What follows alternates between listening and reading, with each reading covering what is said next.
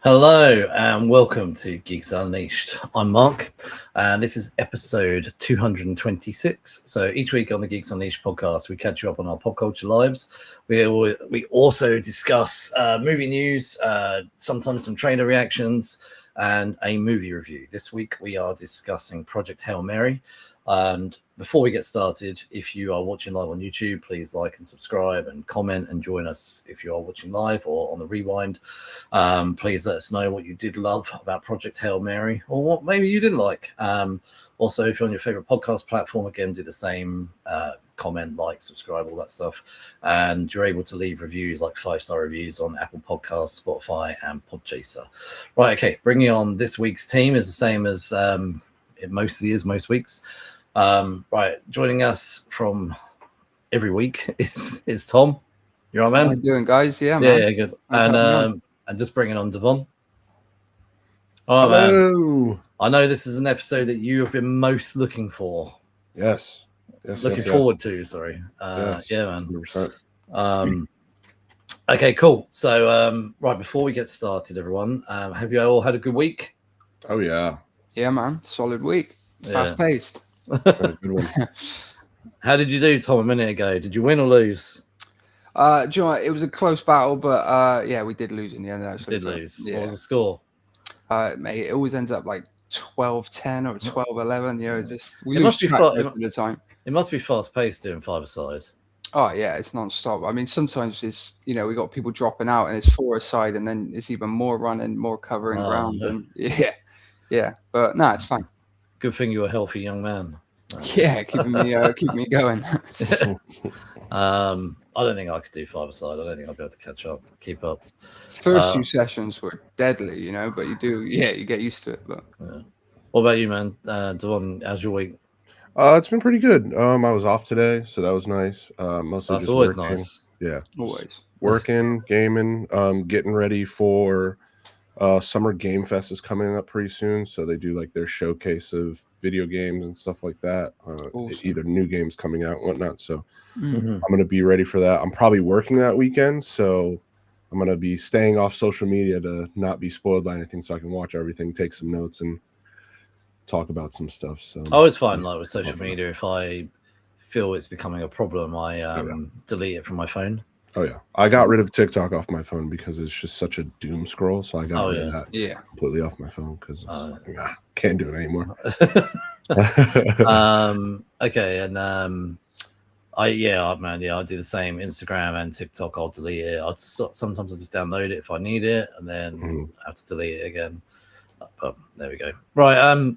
Something else that we do around here is called Geek of the Week. So Geek of the Week is something that myself, Tom, or whoever else is on the panel has done on their own, whether they've watched it, read it, or been to it, or whatever, and they just want to shout out about is there like their highlight of the week. Actually, Devon, go to you. What was your highlight of the week? I finished Void Rivals. So I finished book 1, which is the first 6 issues, I believe, for Void Rivals. Yeah. Very, very excited about that. I'm very happy. So getting locked into that universe now. And then I let my dad borrow it, and he started reading it, and he finished it. He loved it. But when I brought it to him, he gave me these 8 issues of The American Way. Oh, yeah. I've never read it or anything like that, so I'm pretty excited to jump into these. And has he read them? He has read them. He said they were fantastic. So I'm pretty stoked about that. I can't wait to dive in. So kind of starting into my comic book era right now. So yeah. I love it.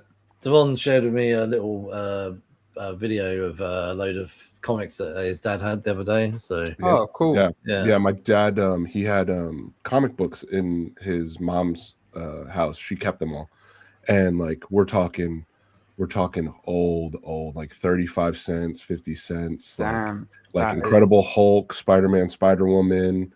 Wow. Yeah. So we're gonna be going through those. He wants to. They're pretty beat up. He read them, but he wants to get sleeves for them anyways, just to keep them in good condition. For what they are now. So does he keep up to date or not really, or is it? Not really. No, I think the last, honestly, before Void Rivals, it was probably The American Way, and I think before then, I can't really remember what he read. I know he turned me on to the Watchmen graphic novel. That's Yeah. Awesome. Yeah. graphic novel I got into, which I love the Watchmen. So good. So good. So yeah, but I think the Energon universe is for the both of us right now, so we're going to be vibing into that pretty heavy right now. That's cool to hear, man. Yeah, it's amazing that was like 2 or 3 weeks ago. We were selling it to you, and then 2-3 weeks later, you read it, and you're and now your dad's on it. So it's awesome. We can't wait. Right, Tom, what about you, man? Yeah, man. I will just quickly reference one book that I enjoyed this week. Absolute Green Arrow. I thought you'd shout that out. I haven't read it yet. I have to, man. It was it was really good start. I think it's a mini series. I think it's only 6 issues long. I think so. Yeah. But it's just I don't know, man. They keep killing it in the Absolute universe, and it's just another different angle and different kind of tone, and it's kind of a serial killer book. I'm interested with jumping into it because they killed off Green Arrow in that one shot last year. They did. So and that's kind of left open for the first issue, and someone's going around killing billionaires, and it's interesting, and I'm interested to see where it goes. But I also just wanted to quickly shout out. I just got it today, Lego Batman. I mean, I've only played a little bit of it, but I'm excited to dive in, man. Yeah. Oh man, I've been on the fence. I've been fighting demons to pick it up because I'm like, do I want it now or no? Me and my best friend, he's been texting me every day. He's like, dude, I don't know, because he's a huge Nightwing fan. So he's like, and we're just back and forth, like, man, do we do it? Don't we do it? I want it so bad. I there was like a few times today where I was like ready to click the button. I was like, no, I can't. I'm gonna wait. Yeah, that's awesome. I was trying to think Lego wise. The only thing I think I've played the Lego games is the Star Wars Lego, one of the Star Wars Legos. I think it was off of episode 1. I think it was cool. Not episode 1. Sorry. Episode 7, the new one. Force Awakens, right? Yeah, the Force Awakens Lego. Yeah, I think that's the only Lego I've played. I think I played the whole thing, like completed, and then was even going back to try and do all the like little side missions. I got well into that one. Yeah, the Skywalker saga, when they released that, I picked that one up, and I was like, oh, this is a lot of game. Like, there's so much additional stuff you can play in that, but so I think after a while I was like, I've got to cut this off. This is for but they're always like nice, easy playthroughs. You know, they're just they're decent comedy, you know, cheesy comedy, and easy to get through, and obviously you get to explore worlds that you love. And exactly. In the end, I was like, do you know what? For a kids' game, I'm getting way too into this. I've got to cut this off now. Right, okay, my geek of the week. Right, okay, so I think I'm going to shout out 2 things. One thing I've watched, and then one thing I went to. Because the watch thing, I watched the whole season, and I am behind the whole season of Boba Fett, the Book of Boba Fett. Oh, cool! So good, like honestly. I was like googling it. There's no season 2, even news about it, but. Yeah, because I watched The Mandalorian seasons 1 and 2, and then I ended up falling behind because I knew you had to watch the Book of Boba Fett before season 3 of Mandalorian. So I managed to kill off the Book of Boba Fett over 2 nights. Yeah, really good. I think it was a really strong season. I think for me, I feel like it picked up once The Mandalorian came back into it. But I think in the main, it was a really strong series. I love the fact that you had like a young Luke Skywalker in it. That's so cool. I was going to say, there's that one episode where like everyone's in it. I don't know if it's episode 7 or 8, but like young Luke, and I think maybe Ahsoka's in it as well. I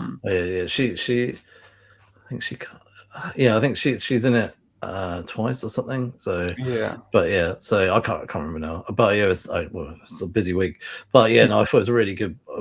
Have you watched it, Devon? I have not. I'm very behind on a lot of the Star Wars stuff, but like that's okay because I want to watch Mandalorian and Grogu.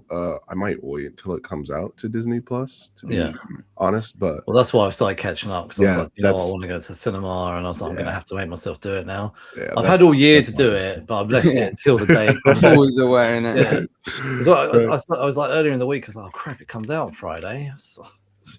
I'm actually booked in for a 9:30 a.m. IMAX screening tomorrow, so I'm excited to see some Star Wars action, man. I was wondering whether to go and see it in 4DX next week. It was, that'd be cool. Yeah, that's something I'm considering. So, Sweet. Right, okay. The thing I went to, which is my kind of geek of the week, my experience was I went to the Guinness factory or brewery or whatever you want to call it in London. I did not know they had one. It's in Covent Garden, and anyone who knows Covent Garden, it's near Pineapple, the dance studio. It's right next to it. Went there with some friends, and it's like sort of 90 minutes experience. However, when it ends in like the bar, so you can kind of stay there as long as you want, really. But you get a tour of the whole factory. You get to see. So they don't brew Guinness there, right? So I know this sounds weird, but they do brew other beers there. So they described it as like a craft brewery funded by a multi-billion-pound company. So it gives them the ability to experiment and make a lot of other beers. And one of the tour guides said, you never know, we might end up making, the latest Guinness or something like that. So I went through the whole Guinness factory and the Guinness brewery factory, whatever, and we got to see how they do make lots of their craft beers, like their IPAs and their lagers and some sort of similar little Guinness type beers, and the whole experience was great. And then when it ends with like beer tasting as well, like around a big table, and it's so good. And then after that, you then go out into a bar, and then you can pour yourself a Guinness and drink the Guinness. Cool. But you're only allowed one kind of drink within the price. So I was like, no, I'm not going to have Guinness. They make sometimes like limited edition drinks, and they've made a limited edition mango IPA. So it's a Guinness mango IPA. I was like, do you know what? I want to taste that. It was kind of like sweet, but then bitter, but really strong. It was like, I think it was like somewhere around 7 or 8%. Wow. So, but the whole thing was so good. I really would recommend it. Tom, Devon, if you're ever in London, just really go. Yeah, go. It's a really good experience. Yeah, I never knew that existed either. No, I didn't know it existed. So it's cheaper to go in the week than the weekends, and it's also cheaper to do morning and lunchtime. I mean, no one wants to really do drinking in the morning. Well, maybe not our age, but like.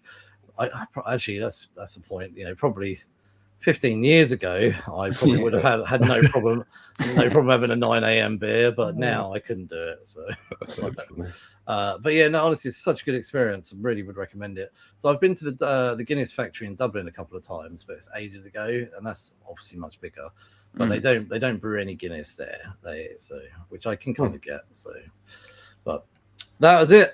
So awesome. Right, okay. Sweet. We didn't do any trailers last week because there wasn't really any that I saw that jumped out at me. However, I have grabbed 3 this week. So one's a TV show, one is going to be like a big cinema release, and then one's more of an indie one, which I thought looked intriguing. I haven't watched any of them. They're all about a minute long, and they're not that long. And now, actually, before we go forward, I have not finished the current season of The Boys yet. I don't know if you guys have. But so I don't know how The Boys ends, but this is the prequel, Vought Rising, which is due to come out next year. It won't ruin The Boys. It's set in the 1950s. It's a prequel noir thriller, and shows the origins of Vought International in the early days of Soldier Boy. So here is a minute long. Well, it's a minute and a half.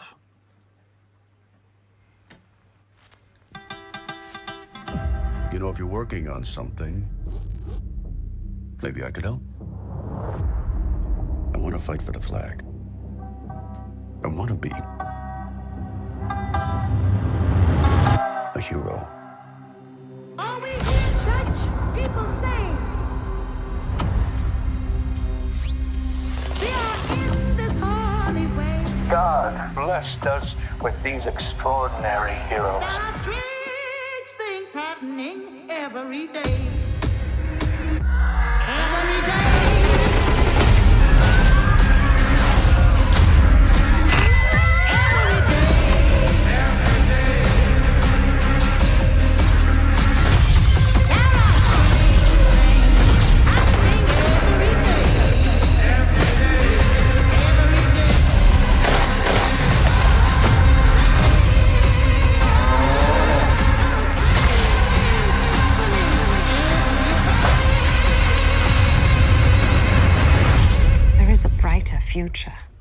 we need to do is take it.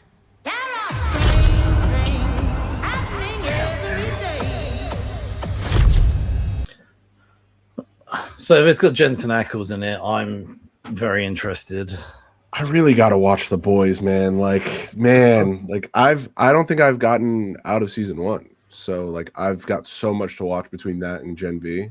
Like, so Gen V is worth watching because they do pull from stuff in Gen V into the last 2 seasons. Right. You could skip it if you really wanted to just power through The Boys, but they do pull a storyline from Gen V into there. So I'm only behind by like maybe 2 or 3 weeks. I was watching it weekly when season 5 started. But then it was getting annoying, so I thought, I'm just going to wait for it to finish. And then the week was busy, so I didn't do it. But yeah, I got to do it. Yeah, I've had to stay away from, like you said earlier about staying away from spoilers on social media. Anytime I see anything referencing The Boys, I've thrown my phone away or whatever. So right, okay. The next one is a movie that's coming out July 24th this year. It's called Her Private Hell. I'm really excited to watch this. This one is literally about a minute long. It's directed by Nicholas Winding Refn. It's a dreamlike sci-fi horror. It follows a group of actresses in a futuristic hotel whilst there's a killer that stalks the city. So here we go. There's not a single person that is like you. Say it with me. I am unique consciousness. She's like us, but she's not one of us. And I am made of stardust.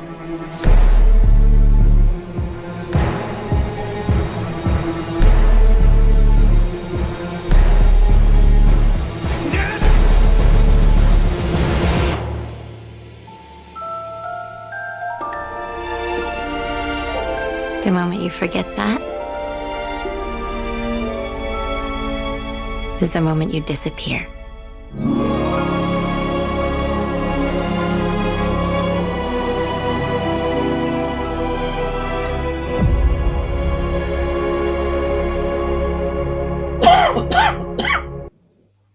Is that the Mantis? The Mantis? I'm pretty sure she's the girl that plays the Mantis, right? Am I crazy? Oh, so Sophie Thatcher? No, Havana. Oh, Havana Rose. Right, okay, yeah. Rose. What Lou, film are you right? thinking about? Hey? Am I crazy? She just Yeah, looks it's Havana. She looks like she played Mantis, but I'm crazy. Okay. Guardians.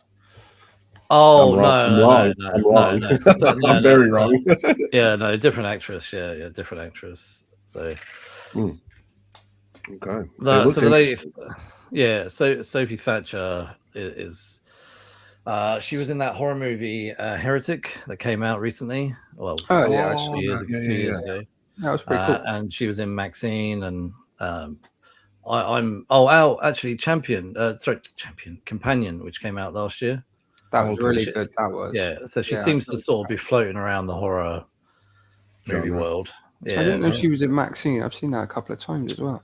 Yeah, I think it's more background, but I can't remember. I can't remember what she played in Maxine now, but she wasn't that. I actually really love that actress. So I think the movie poster was what caught me. But yeah, it's out in July. Yeah, it looks good. Yeah, it's intriguing. That's obviously more of a teaser, I'm well and truly teased. I'm interested. Right, the last one I grabbed because I thought it's sometimes good to highlight stuff that's a little bit more indie. This comes out June, the 10th of June, in the US and worldwide, and streaming, I think, as well. So this is a comedy, sort of a dark comedy drama about an American woman and her Persian mother that go on a chaotic road trip and navigate their shared grief. So I haven't watched this. I don't know what it's going to be like, but this is actually the longest trailer. It's just under 2 minutes.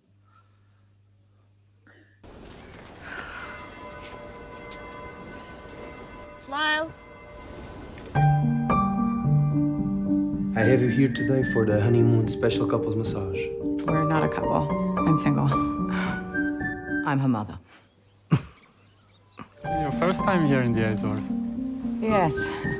My husband came here once. He always wanted to bring us back here, but he died. Okay, Mom, let's not ruin their honeymoon. Thank you. I'm João, your tour guide. Are you sir? I meet people from all over the world. Maybe you are the first from Iran. Do you know the Women Life Freedom movement? Do you want a jacket? I brought you one.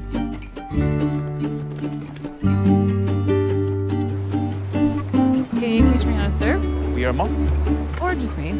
Are you taking antidepressants? I just bring them with me in case.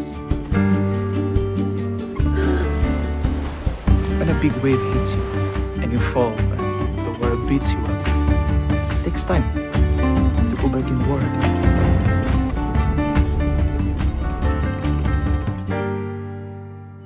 If this is making you sad, we can go. It's okay. We can be sad together.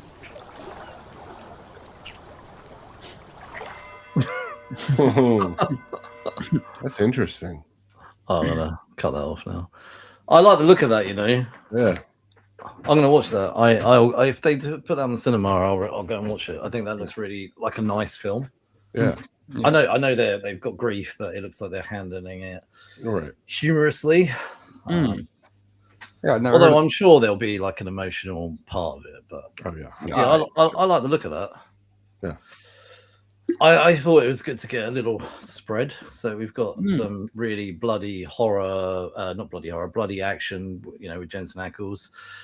Maybe a little sci-fi horror, and then this little comedy drama. So Yeah. I think this is a good thing about television and movies. There's so much diverse out so there. much. so much variety. Yeah. Oh, Yeah.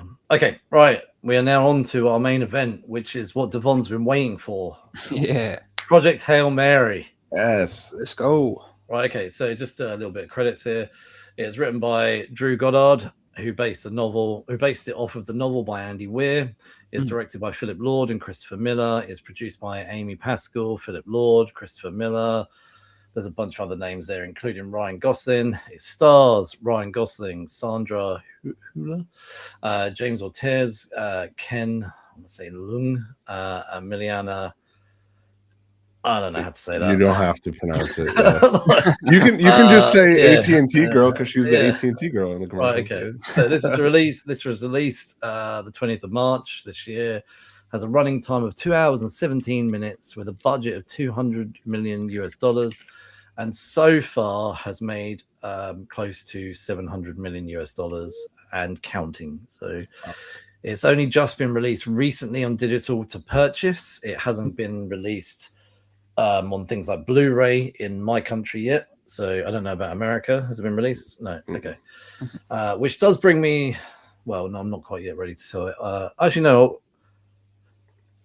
I'll read out the facts first, and then we can talk about our viewing experiences. Right, okay. So I've got a couple of facts. I know that's something we love to do here. So 0 traditional green screens were used in this film. The directors completely avoided green and blue screens and utilized massive state-of-the-art LED volume walls. The bright starlight you see reflecting off Ryan Gosling's visor was captured 100% practically on set. Wow. That's cool. Awesome. That's cool. Right, okay. Number 2, the enclosed 360-degree ship, the interior of the Hail Mary spacecraft, was built as a fully functional, completely enclosed 360-degree set at Shepperton Studios. That's where my parents live. I didn't realize. Like, that's pretty sweet. Yeah, that's cool. And so Shepperton Studios, I grew up in Shepperton. So Shepperton is like just outside London. Wow. When I was younger, man, I used to work in a hotel between like 16 to like 20 something, and sometimes celebrities would come in. But one of the weirdest claims to fame is that I met the owners of the adult dogs from 101 Dalmatians. I served them breakfast one morning. Like, I met like loads of random people that were from Shepperton Studios. But when I got chatting to that couple, I was like, "Oh, how come you're here?" And they said, "Oh, we own the dogs for 101 Dalmatians." animations. I was like, so awesome. yeah, like man, like growing up in Shepperton, loads of my friends would end up working at the studios as well. So, right, okay, Anyway, so this thing at Shepperton Studios, it allowed camera rigs to spin a full 360 degree without accidentally capturing any of the off-screen production crew. Okay, and the last one, and I have watched some background footage on this one. Rocky, I don't know if you guys know this, is a puppet. Yeah, I didn't know that. Yeah. So, right, puppeteer for Rocky. Right, the alien character Rocky, made to completely feel real against the production. Didn't rely on any post-production CGI. Was physically puppeteered by a practical version of Rocky on set while avoiding any vocal performances.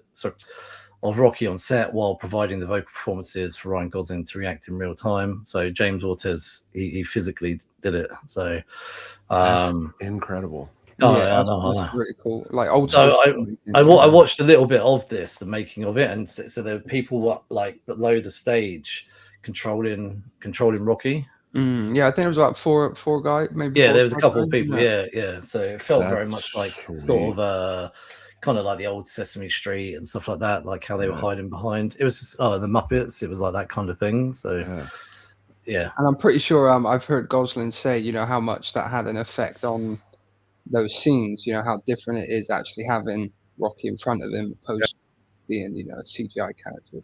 You've got an amazing actor like to be in these big budget CGI films where you're acting against nothing, where the character's just not there.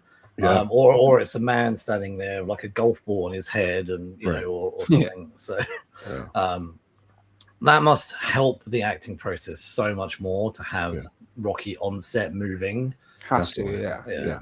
So right, okay, we've all seen this film, and I have watched this film at home, and I have watched this film in the cinema. And I wanted to just talk about our viewing experiences before we talk about anything else. The first time I saw this was in 4DX at Feltham Cinema. Feltham is also South London, not far from Shepperton, by the way. I went to see it at a cinema called Cineworld. It's the first time I've ever seen anything in 4DX. And I took my mum and dad. They'd never had either. 4DX, I think, is quite common in America, but I can only get it at Cineworld cinemas here. And the nearest one is just they're not near me, but there's, like I say, there's one 10-minute drive from my parents' house. So one evening after work I drove over to Cineworld and I got them to meet me there, and we all went and watched the film. It was such a good experience, it was crazy, especially that scene where the ship is bouncing off the atmosphere as they're trying to catch the sample. The chair is going nuts, man. Like it just really added to the experience. But then watching it at home, watching it in a completely different way, like it was much more calming. Like I know when you're sitting in a chair that's like a roller coaster, it's a different experience. But it's something like for memories, man. To say like me and my mum and dad, our first so far and only 4DX experience was this film. Yeah, that's cool. Right, okay. So my second watching, and this is, I was like, it came out to purchase digitally, and I was like looking at the price to buy it digitally. I was like, I'm not paying that. It's ridiculous. Like to not even own it, right? So I went online, and you can't get the Blu-ray for a couple more months. And then out of curiosity, I just Googled it, and I found that I could buy the Blu-ray online from China. Nice. You can see it. I don't know if you can see where this is going, right? Oh yeah. So I have it, right? I have a Blu-ray of Project Hail Mary. Yeah. Okay. For some reason, it has this weird flap thing. I have no idea what that's about. And because literally inside is the exact back of it. Oh. So it adds no value. Okay. But you can push this case out, right? And here is the actual plastic Blu-ray.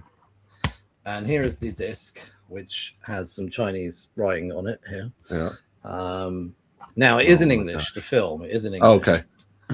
I was about to say that'd be hilarious. I know. When I got this, even my wife was like, "What a risk you have taken."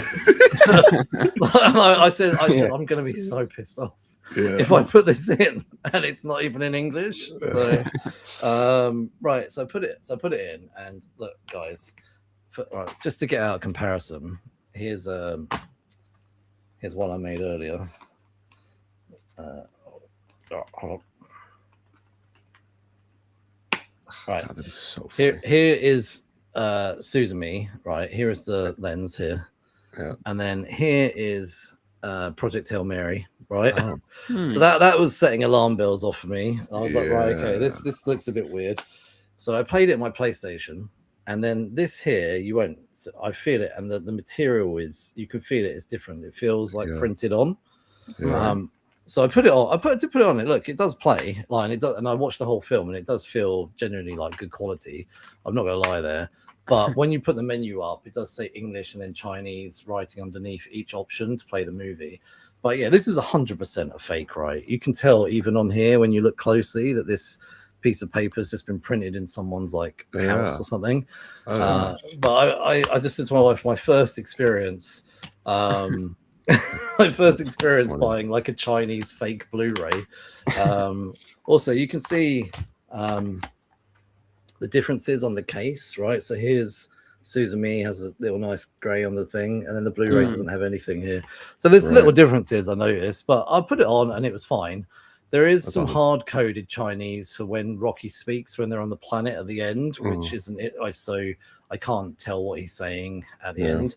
But other than that, the film is perfectly fine. That's awesome. And I bought it from a website called AliExpress, so I think I got what I paid for. So I've never ordered from them before, but I just googled it, I saw it, I tried to gauge online whether it was real or not. I do not believe that I have a real Blu-ray, but there we go. So it's an interesting thing to go through. I just thought, let's give it a go. I've never done it before. Right. I don't normally buy from websites like that, so I just thought, let's try it. So that's so funny. All right, okay. How did you guys watch Project Hail Mary? You can go ahead, Tom. Yeah. I watched it in the theaters when it came out back in March. It was actually my first ever IMAX screening. So amazing. I think I'm always going to remember that, and I'm glad it was a film like Project Hail Mary where you could really fully enjoy the IMAX experience with it.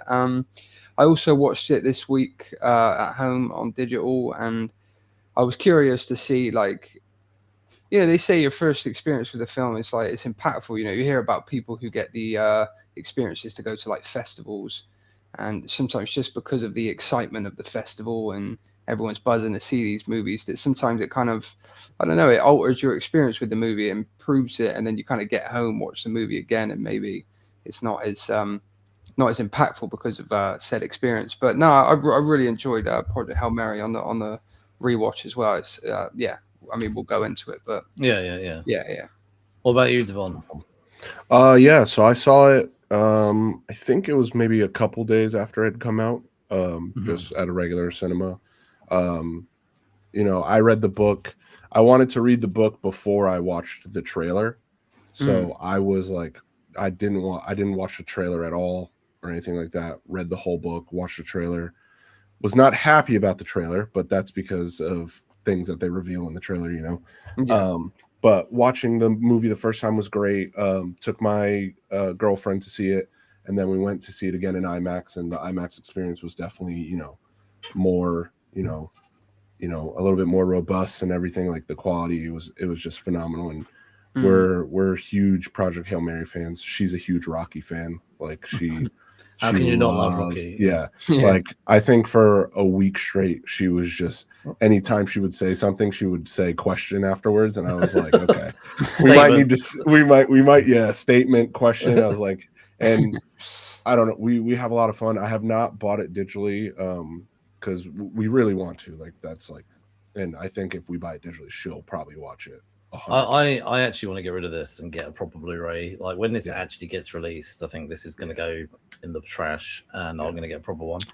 But I want to own it. Like, I don't think about that with many movies, but that's something I want to own. Yeah. So it's just 100%. It's just one of those experiences of a movie, and I put it right up there with Interstellar as a experience. A lot of people are like, oh well, Interstellar is probably like one of the greatest movies made of all time, and I'm like, oh, it's pretty good. Like the movie's great, but like you should watch Project Hail Mary because like it's also great. Just the way that I mean, we'll talk about it later, but just the way they do certain things, comparatively to the book, Yeah. Well, actually, why don't we do that? Start with you. So you've read the book, and you've watched the movie, and you've watched the movie twice, I think. Yeah. Yep. Okay. Do you want to actually let's see if this works? Hold on. Oh, it's me. Hold on. Let me actually let's do this actually because I don't want us to complete it. Oh no, hold on. Oh, there we go. There we go. Right, that's what I was trying to do. That's what I was trying to do. Right, okay. Cool. Devon, do you want to fist my bump? And yeah. So you've watched it twice and you've read the book. What I'd love to know is, do you want to just go through the differences and the comparisons and that kind of man. Definitely. So actually, before I even get into that, so there was a few of us at my job that were reading through this book. So there was like we could talk about it and things like that. One person was listening to it on audio, the other one was reading it as I was reading it, and that was such a fun experience to like experience certain things. I was the last one to pick it up, so I'm talking to them and telling them like, oh my god, this happened, and it was just a really cool experience to have that. There's some differences in the book than the movie. I think what's her name? Her name's Strat, right? I think she is a lot colder in the book than she is on screen. She is more, there's a scene in the book where they actually take her to court, right? They're like, you can't take all these resources to do all this, and we're going to send you to prison. And she's like, okay, you can send me to prison, but I will let you know if you do that, half of the world's population is going to die in 30 years. Like, there's no stopping it. Like, this is why I'm doing this. And they're all going back and forth. And she says, whether you guys send me to prison or not, we're going to get this done. Like, this is going to happen. And that is so powerful because she's trying to save the planet. And there was a funny tweet that I saw not too long ago that was, the real sad part about Project Hail Mary isn't the fact that we're going to space and we're trying to save the planet or anything. The most unrealistic part of it is all the nations coming together to share their rations and everything. And I was like, that's so true. Like, there's no way that everyone would work together to save this planet whatsoever. In my mind, I don't I don't see that happening. One other part in the book that they don't include is there's a person called Dr. Robert Reddill. He was in prison. He was in an Australian prison. 7 people died under his watch in like a facility. And she's asking him, hey, we need energy, like a lot of energy to, make these breeding tanks, to, breed the astrophage so we can send this ship out to space. And he's like, all right, well, the only way you can get all that energy is by solar panels. And she was like, okay, well, where do you want to do that? And he was like, well, there's only one place, the Sahara Desert. So they filled the entire Sahara Desert with solar panels, which completely changes the ecosystem, and it speeds up the process of the ozone layer, like failing and all that, because you're attracting more sun and, you're speeding up the process of what's happening. So it's a small part, but like it's definitely something that I noticed. I was like, oh well, they didn't include that, and I feel like if you include a lot of this stuff in, you're going to make the movie a little bit longer.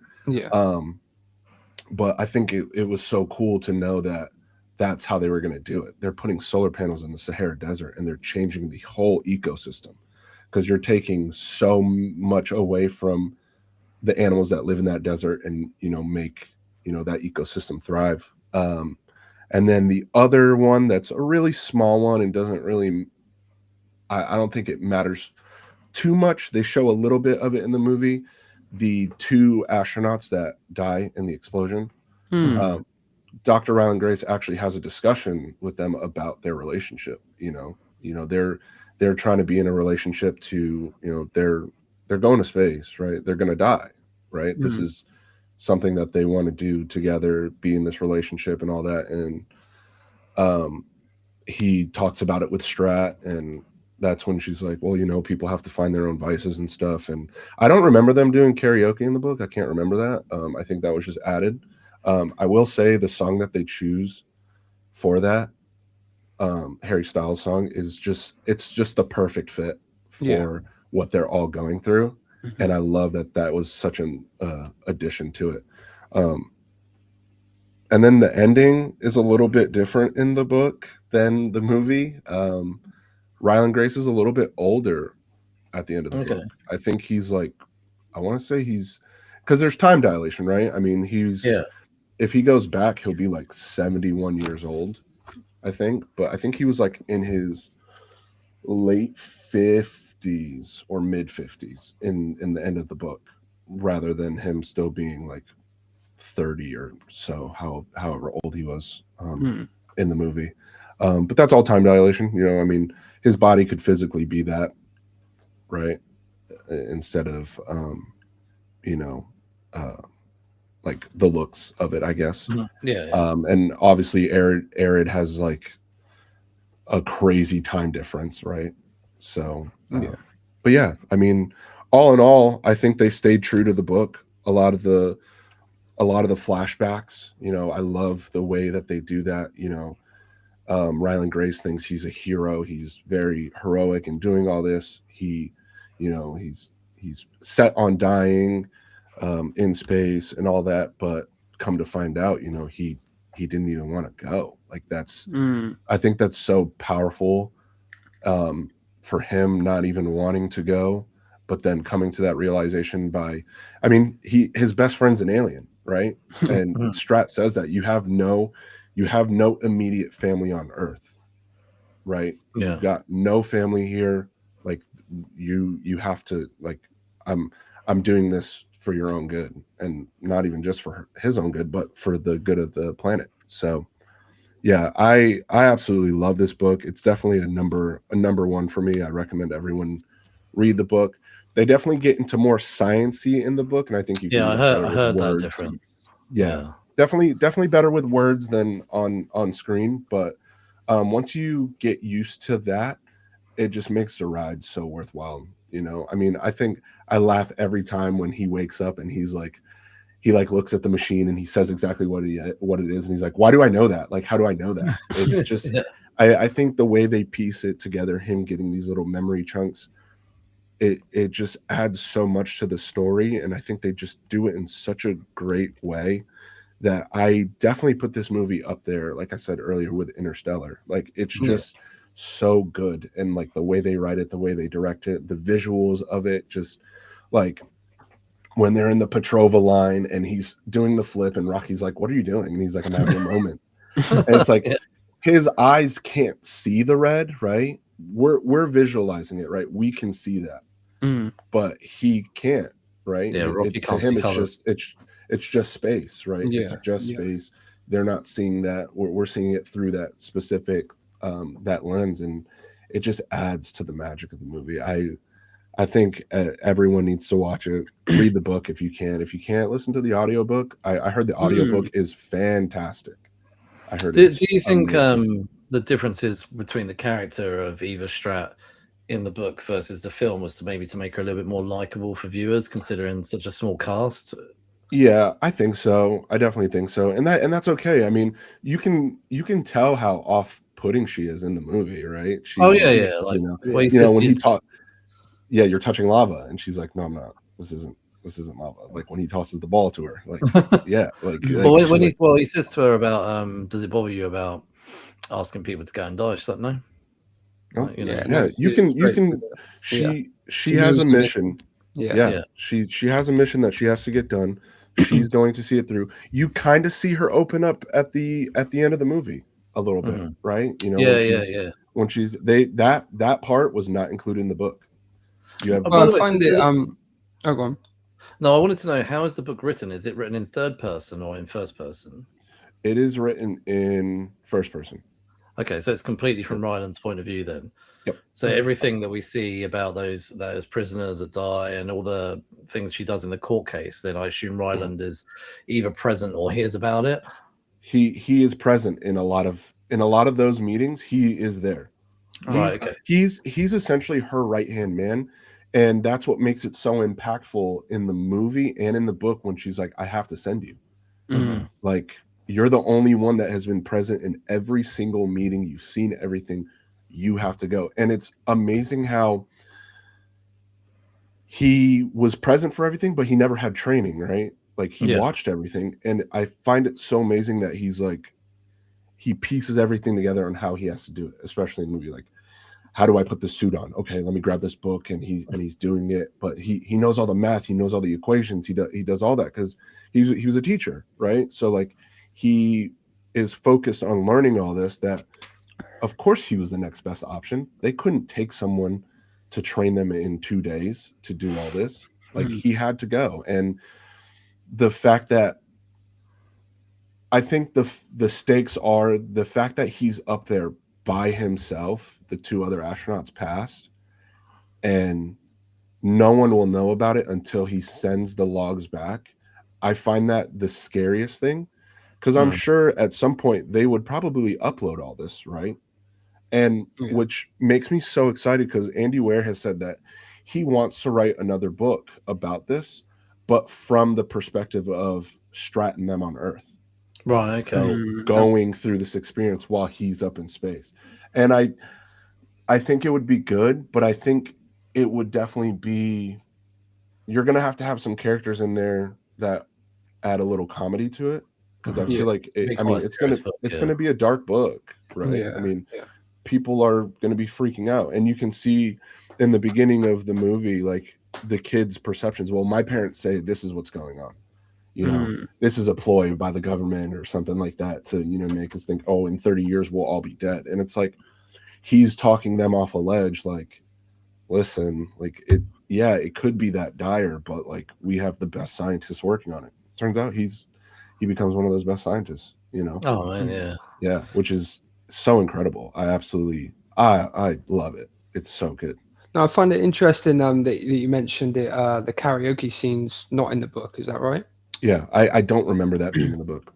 I feel like that maybe was one of those scenes that I don't know, provided a little bit more kind of humanity or levity to the character as opposed to being as cold as she was in the book. Oh yeah, definitely. 100%. Yeah, I mean, her saying like, I don't, she doesn't do this whole party type stuff, and then she comes in and she sings that song. She picks that song, which is amazing. I want to add that Harry Styles is canon in this universe.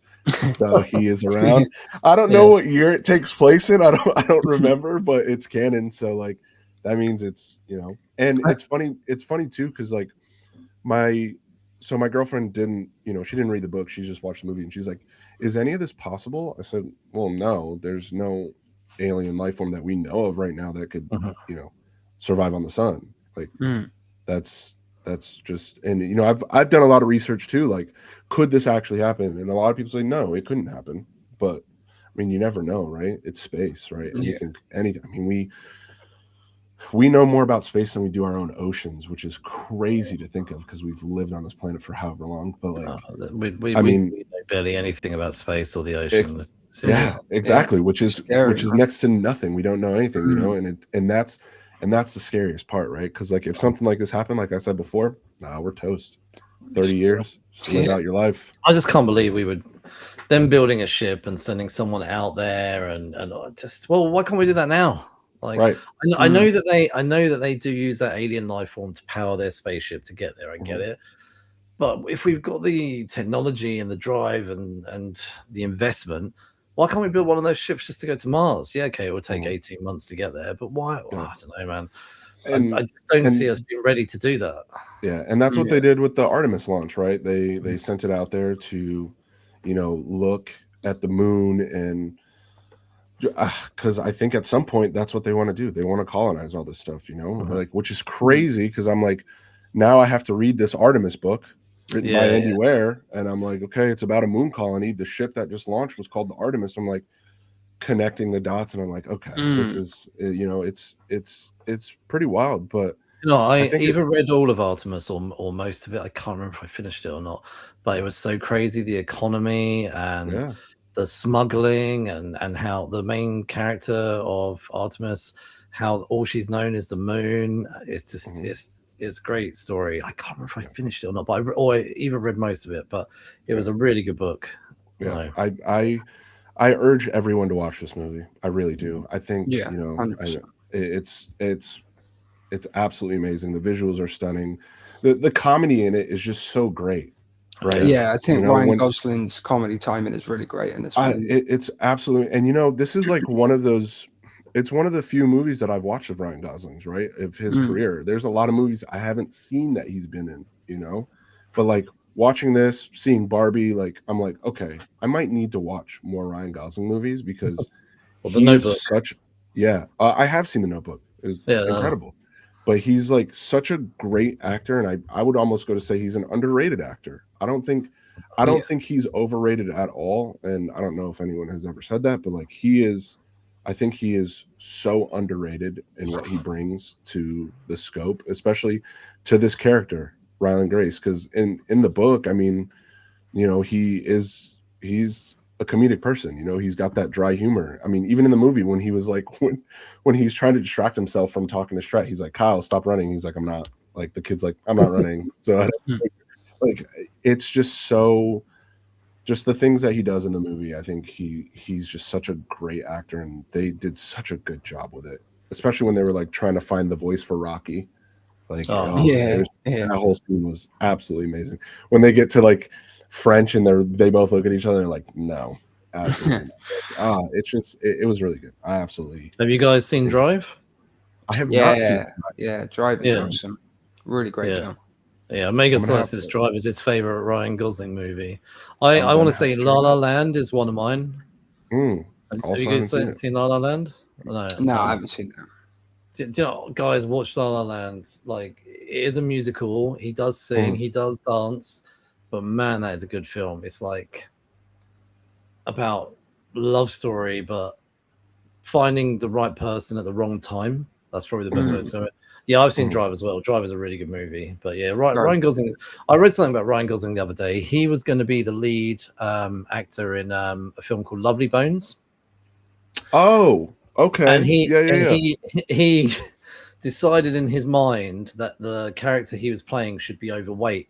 So he ate loads of food and made it. So he shows up on set on day one, massively overweight. And the director was like, what the F have you done? Like, this is not why I hired. Like, so he got sacked on the first day because the director was like, no, I didn't hire like fat Ryan Gosling. I hired Ryan Gosling. So they recast him, I think, with Mark Wahlberg. Mark Wahlberg. Yeah. So he got sacked from that for deciding to be overweight. Yeah. He also he did a good one with Russell Crowe. Nice Guy. Yeah, I really enjoyed that one. I've got to watch that one too. So good. Good. I've heard it's absolutely amazing. So good. Great comedy and good period piece for the 70s. Yeah. So guys, like obviously Devon, obviously thanks for that, like that comparison. Yeah. I'm really keen to read the book myself now. It's so good. Yeah, I'd like to. That's going to be something I'll have to look into doing. An audiobook might suit me because of like walking the dog and stuff. Yeah. Right, Tom, what like your initial reaction to this film? Like, just what's your gut reaction? And and also, who do you think this movie's for? To be honest, like ultimately, cinema lovers, sci-fi lovers, it's like a really big kind of movie for that genre and those types of people that they are often in the theaters. And I feel like we get through, especially nowadays, we watch so many movies, we're kind of chugging through the movies week by week, but every now and then you get one like Project Hail Mary that just stands out. It feels different. It feels, Devon said it, it feels special. It feels it feels like I'm not going to get another movie like this for a long period of time. And I think with what goes on in our world, whether it be politically or whatever the nonsense going on, I feel like I just felt so much like hope and like positivity, like coming out of Project Hail Mary. I think Ryan Gosling was a really great lead actor. He really delivers with the serious stuff, the emotional stuff, the comedy stuff. I think that's why he is a great leading man. I think he does work on those levels really well. I'm interested to, I'm definitely probably going to look out an audiobook for that one as well, because I'm definitely, I want to see those differences. I want to see how it feels well, I was going to say off the page, but I suppose through the speaker. But this is a magical moment. Obviously, watch it in IMAX as well, like proper enhance the experience. And it's a film that I'm going to look forward to revisiting. And like you guys say, as soon as that physical media drops, I'll be invested. But yeah, so many cool dynamics to it, whether it's the stuff that's going on Earth and him, trying to piece things together. The relationship with Rocky, like you say, is a film in space. It's a film that's unlikely friendships between two different species, but you feel the humanity in it. It's palpable for the screen. The humanity that Ryan Gosling portrays when he's communicating with Rocky. I think it's really beautifully written.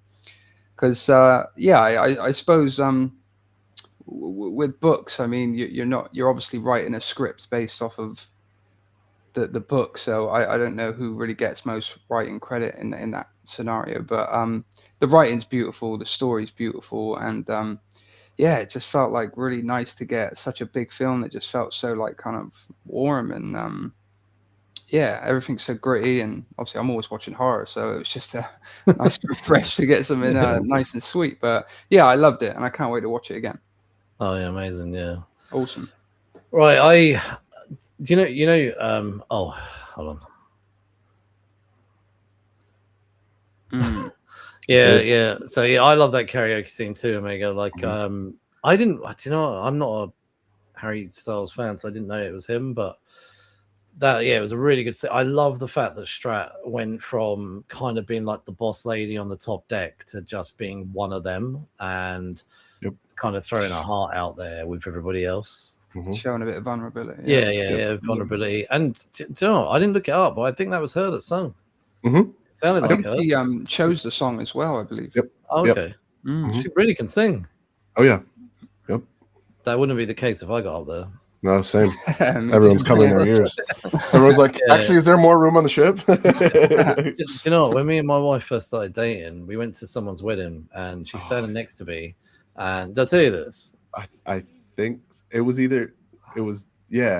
think you told me this. Yeah. Yeah. When we left the cinema, the church. She was really annoyed at me, and I didn't know why.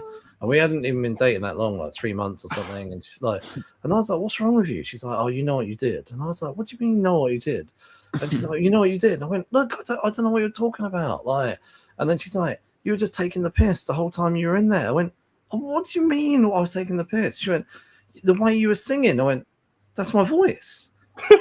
And she went, "Oh, she goes, you're that bad at singing." I was like, "Yeah." So like she just thought I was standing there just deliberately being bad, like to be funny. No, man, I don't do karaoke like that. That's what you would get. So, right, my thoughts, man. I'm watching this in 4DX though. The speakers, the huge screen. It's a fucking journey, man. Like it is almost like a real good roller coaster movie, right? And then watching this on my TV, on a decent size widescreen TV. These words I'm about to say are not mine. This is I am ripping somebody off, another YouTuber who I get on well with, Robbie. This is a complex story told in a simple way. That's like how I really felt when I watched this. I watched it earlier on the TV, and that's what I thought. I thought there's so much complexity to it, but it's like so simple and easy to watch. It just flows so nicely, and it just so organically, right? I was really worried when I went into this film for the first time because when I took my mum is like, hates everything, right? Like, so anything that's of these type of films she normally hates. And when we sat down to watch it, she said, "Please tell me it's not just 1 or 2 people cast." And I was like, she hates small cast films and all that. And I was like, well, I was like, the cast isn't massive. She's like, "How many people?" I was like, "Probably 2, maybe a little bit more." And she's like, "Great." And then afterwards, I was really waiting for her to like throw it under the bus, and she's like, "No, actually, I really enjoyed that." I was like, "Oh, good." And I think whilst it had a reduced cast in the ship, it did help, I think, to go back to Earth in those flashback scenes and to flesh it out. And it was cool to see, like you said, the big reveal that actually Rylan wasn't actually the hero he thinks he is until nearer to the end. The audience gets the same revelation that he does. But it just, honestly, it felt so smooth. And like the chemistry between Rocky and Rylan, it's just from the beginning, like it's just amazing. Just I don't know, man, the chemistry of like even him tapping on the window and they're both tapping on the window. And he's like, oh, you're pointing, like, you know, and just the differences in the language between them all. And what's cool as well to have an alien story that isn't someone getting murdered or killed or some hostility.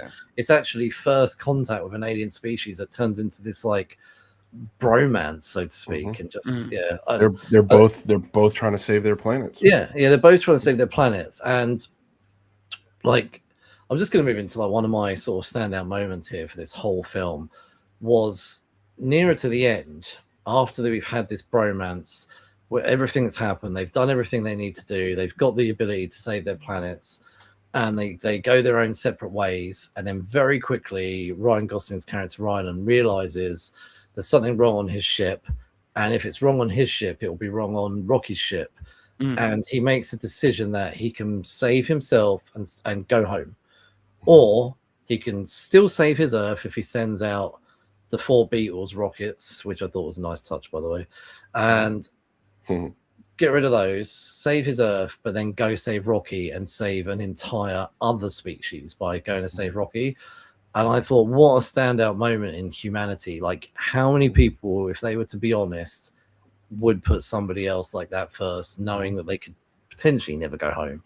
And I just thought, what an amazing moment in the movie, just to see that chemistry between the two of them and the self-sacrifice of his character to be the guy that didn't want to go to space suddenly becomes the guy that doesn't want to leave space, and for him to show up and save Rocky, that was like a real standout moment for me. The coolest part about that is the fact that, so we're watching basically like a 2.5 hour movie, right? They've been together in space for almost, I think I'm trying to think in the book how it says it, I think close to 12 or 15 years. Wow. They've been together for a long time. So because you got to think it took him 11 years to make it there, right, in space, right?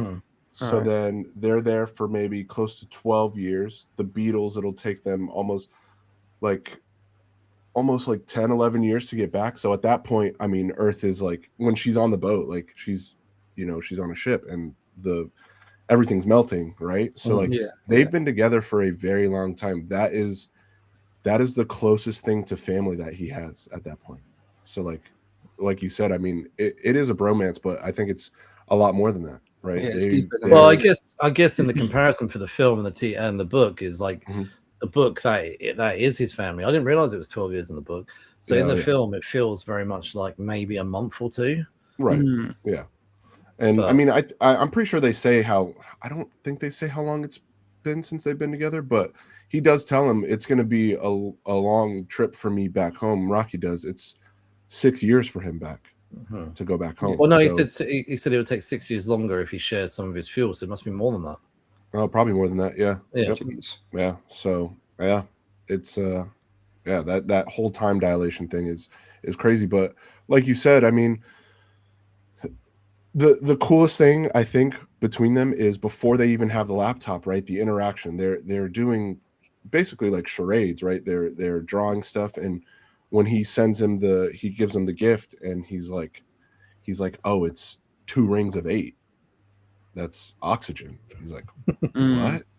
He's telling him like, you can take your helmet off. That was one of my favorite scenes because I was like, awesome. Because like they do the same thing in the book. Like it's so cool when he comes to that realization. He's like, nah, I can't do it because like if I die, that's it for my species, you know, and it makes sense, right? But then he just takes the chance because he's like, well, like that is another leap of faith. Like, what if this alien is trying to kill me? Like, what? And then he takes it off, takes a deep breath, and he's like, all right, we're working together. And like, it's so like you said, Tom, it's just so much hope in that movie. It's so good.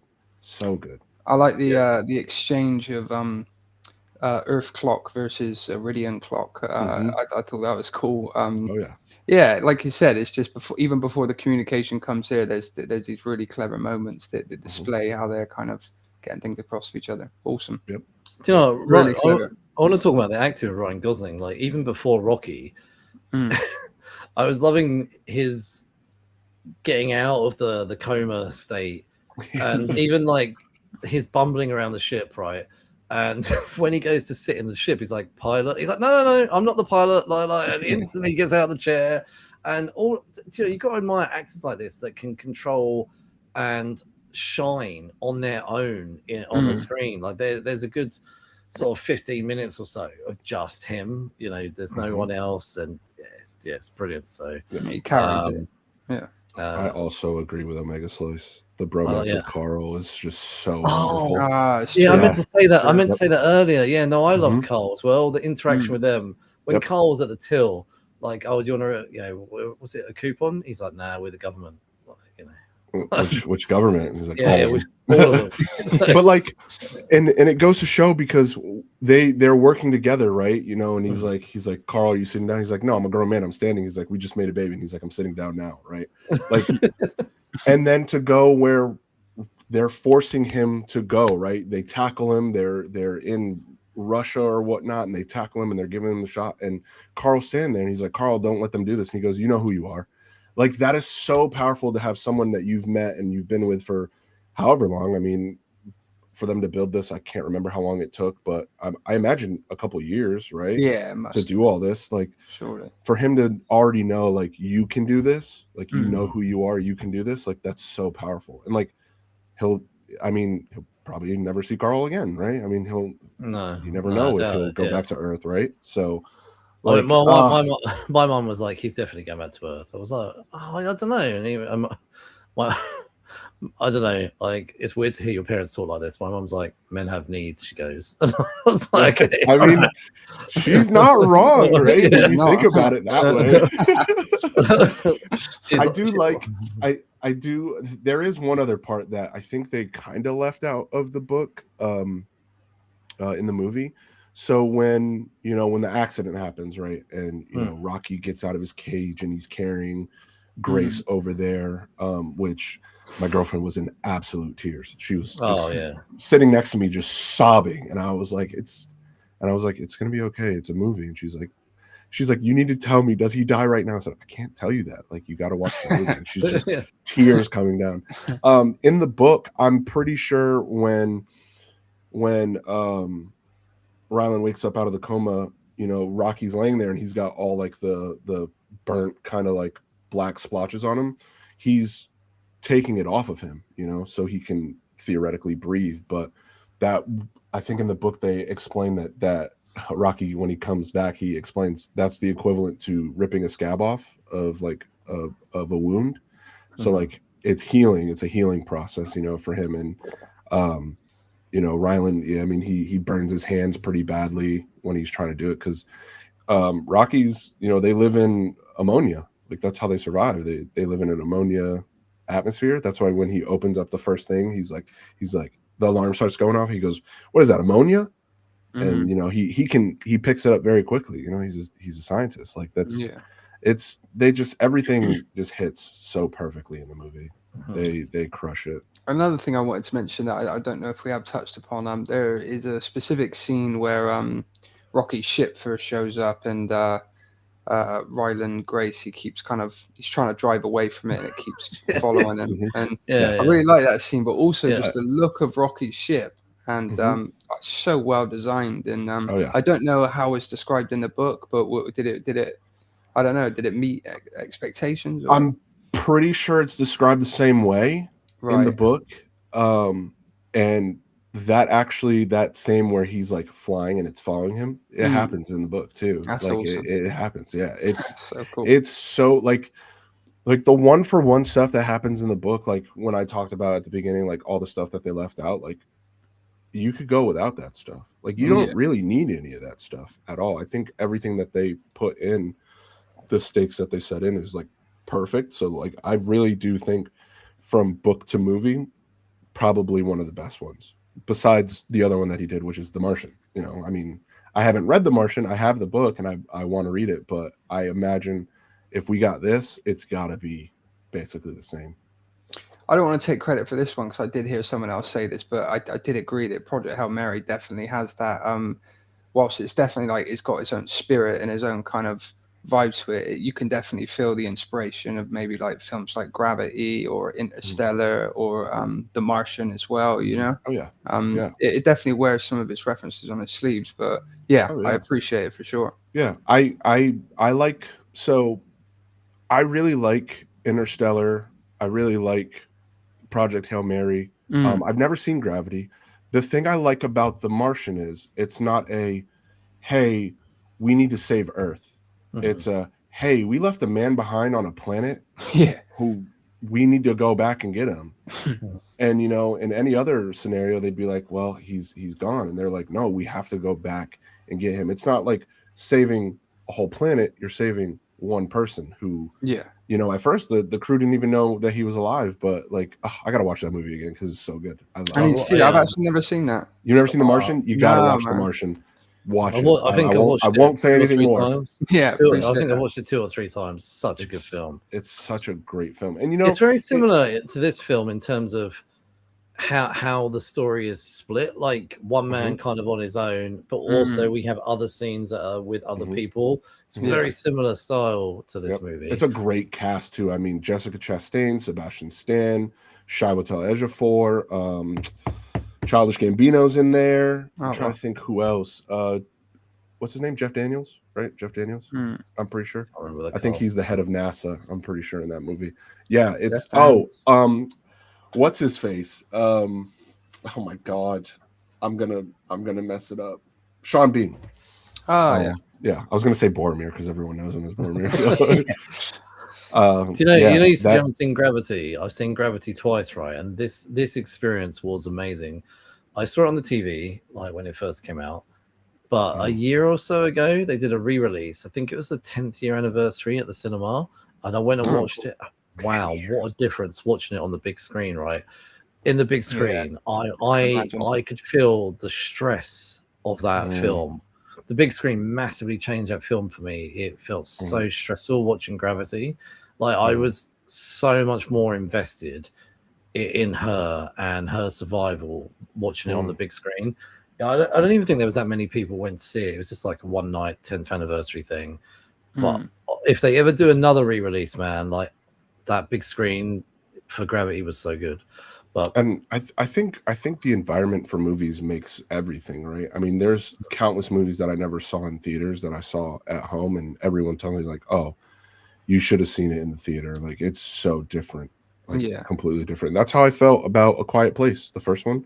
I saw that in the theater. I don't think anyone made a sound in that entire movie at all. Incredible, because it was just so tense. And I imagine that's how it is with Gravity. I mean, she's in space. You get like there. I mean, right? I read the book of Project Hail Mary, but watching him do the space climb, like the spacewalk, I'm like, oh my god, if he falls, like it's over, man. Like it's done. But like, obviously, I know how it ends. But like, you get nervous, and I think movies do such a great job with hitting that human emotion, like fear, anxiety, hopefulness, sadness. Like they just do such a good job. And if you get the right atmosphere, right actor to hit on that, I think, like you said before, Mark, like Ryan Gosling can hit all those things. Like he's such a great actor at doing all of that. And I think it just makes this character pop so much to the point where if kids went to see this movie and they made like figurines and toys, I think they could do very well.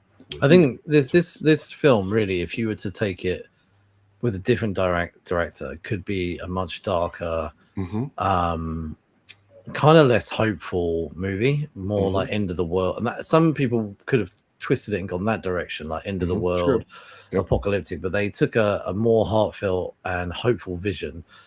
And then having a man like Ryan Gosling run that character, right, where it was serious.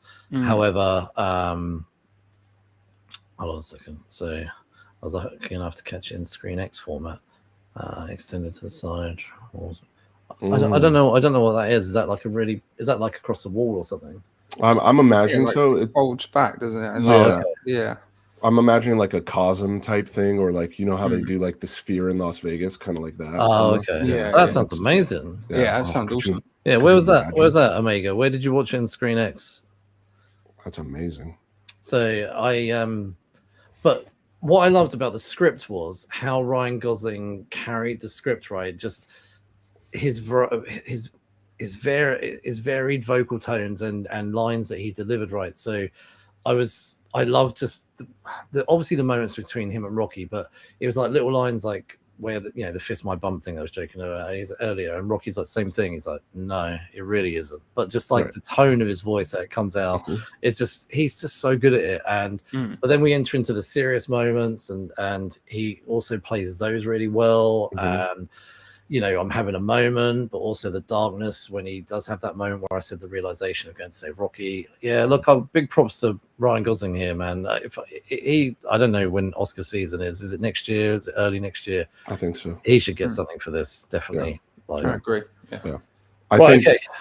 I will. The last thing I will say, when he is like having that discussion with Rocky, like, oh yeah, I'm not going back home. I'm gonna die in space, and I've made my peace with that. And he's like, well, I can give you fuel.